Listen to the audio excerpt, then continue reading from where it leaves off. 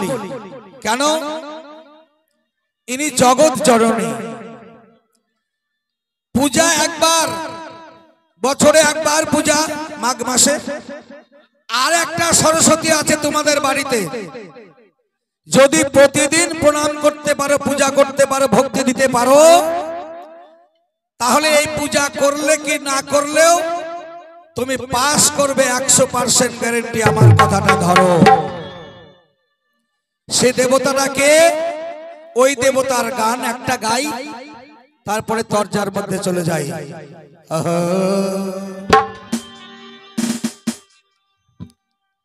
আরে স্বার্থ ছাড়া বন্ধু বান্ধব কাছে আসে না, বিনা স্বার্থে দুনিয়ায় কেউ ভালোবাসে না। বাসবে 1 লাখ টাকা লটারি পাবেন, বন্ধু জুটে যাবে রাত্রেই, তুই টাকা পাইস। আর যখন ওই বন্ধুর টাকা ফুরিয়ে যাবে, তার 8-10 দিন আগেই বন্ধু বুঝতে পারবে ওর টাকা শেষ, বন্ধু শেষ। তাহলে সাবধান, শুনুন গান। আরে স্বার্থ ছাড়া বন্ধু বান্ধব কাছে আসে না, বিনা স্বার্থে দুনিয়ায় কেউ ভালোবাসে না। স্বার্থ ছাড়া বন্ধু বান্ধব কাছে আসে না, বিনা স্বার্থে দুনিয়ায় কেউ ভালোবাসে না। স্বার্থ ছাড়া ভালোবাসে সে হয় আমার মা, ওরে স্বার্থ ছাড়া ভালোবাসে সে হয় তোমার মা, বিনা স্বার্থে ভালোবাসে সে হয় তোমার মা। ওই মায়ের নামে একবার হরি বল, হরি হরি বল, হরি বল।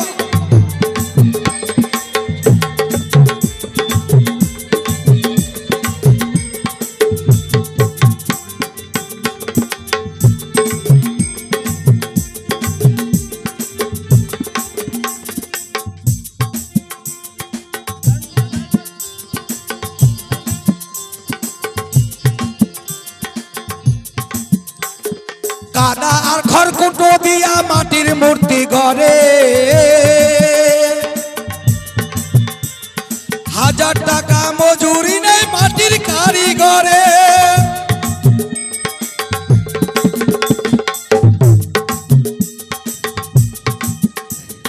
কাদা আর খড়কুটো দিয়া মাটির মূর্তি গড়ে, 1000 টাকা মজুরি নাই মাটির কারিগরে। আস্তে, একটা মাটির প্রতিমা ঠাকুর যদি বানায় কম করে 1000 টাকা নেয় না? তাহলে আমার মা যে সরস্বতীকে পূজা করে বাচ্চাগুলো, এইরকম বাচ্চাগুলা আমার এই মায়েরা জন্ম দিয়েছে, দেয়নি কি মা? তোমার ছোয়ালা মায়ের পেটে থাকা হয়েছে না? কত টাকা নিয়েছেন? একটা মাটির প্রতিমা বানাইতে যদি 1000 টাকা লাগে, তাহলে একটা জিন্দা ছোয়াক জন্ম দিলে কত টাকা লাগে বলেন? কি বাবা ভুল বলছি?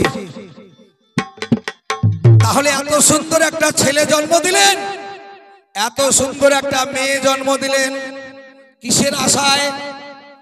টাকা নিলেন না, পয়সা নিলেন না, ছেলেটা জন্ম দিলেন এক মুঠ ভাতের আশায়, তাই তো? সেই ছেলেটা যদি মা, সেই মেয়েটা যদি বাবা মায়ের মুখে ছাই দিয়ে বউ নিয়ে পালিয়ে যায়, মেয়েটা যদি পালিয়ে যায়, মায়ে কতটা দুঃখ পায় তোমরা একটু বলবা ওজন করে, কেমন? নিতাই গৌর হরি বল, হরি বল।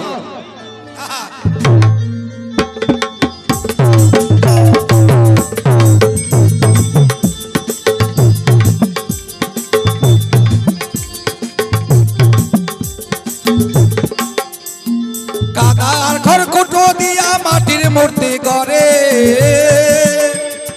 1,00,000 টাকা মজুরি নাই মাটির কারিগরে। মাঝে পেটের ছেলে জন্ম দিয়া পয়সা নিল না, মাঝে পেটের ছেলে জন্ম দিয়া টাকা নিল না।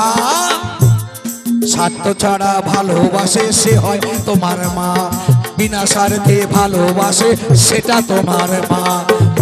হরি বল হরি বল হরি বল হরি বল।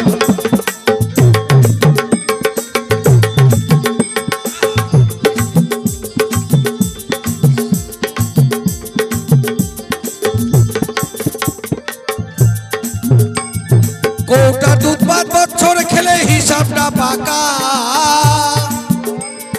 প্রত্যেক ছেলের পেছনে খরচ লক্ষাধিক টাকা। ছোট ছোট একটা ছেলে মেয়েকে লেখাপড়া শিখিয়ে প্রাইভেট পড়ায় যদি বাবা কিংবা মা বাড়ির ভিটাটা বিক্রি করেও চাকরি হয়, তাও আমার বাবা মা বাড়ির ভিটাটা পর্যন্ত বিক্রি করে দেয়, ঠিক না না? কি বাবা ঠিক না না? তাহলে বাড়ির ভিটাটা পর্যন্ত যে সন্তানের জন্য বাবা মা বিক্রি করলো, সেই সন্তানটা যদি শয়তান হয়, তার মতো দুঃখ আর পৃথিবীতে আছে?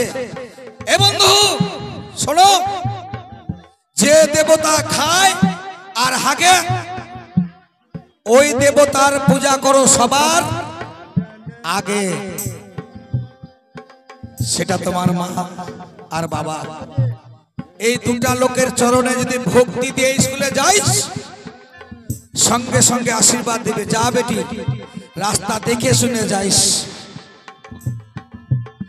তাই বিনা স্বার্থে ভালোবাসে সে হয় তোমার মা, আবার স্বার্থ ছাড়া ভালোবাসে সে হয় তোমার মা।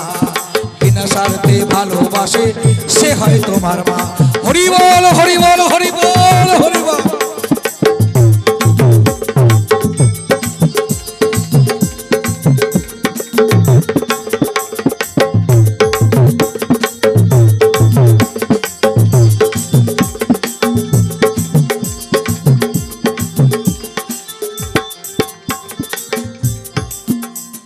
সাধকের জীবনটা যেমন ওরে তার মন্দির সাধনা,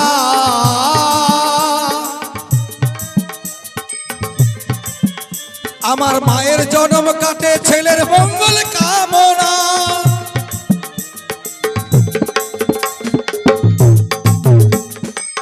শাস্ত্রে বলেছে মায়ের হাড় যদি যায় শ্মশানেতে পোতা, মা যদি মরিয়েও যায়, সেই মরা মানুষটাকে যদি শ্মশানে পোতা যায়, ওই মা নাকি কবরের ভিতর থেকে সন্তানকে আশীর্বাদ করে। যাদের বাবা মা বেঁচে আছে তোমরা তাকে একটা করে প্রণাম করবা। যারা সরস্বতী পূজা করছো আর একটাও নিয়ে হাত উঠবে। আমরা যদি বলি বাবা মায়ের কথা শুনে চলবা, বাবা মায়ের সঙ্গে কথা বলে চলবা, বাবা মায়ের আদেশ মানবা, মেয়েটা মিথ্যা শিখে যাবে সঙ্গে সঙ্গে। কোথায় গেছিলি, এত দেরি কেন? বন্ধুর সঙ্গে পার্কে ঘুরলো আর বাবা মাকে মিথ্যা কথা বললো যে প্রাইভেট পড়তে দেরি হয়ে গেছে। এই জন্য পরীক্ষায় ফেল করো তোমরা।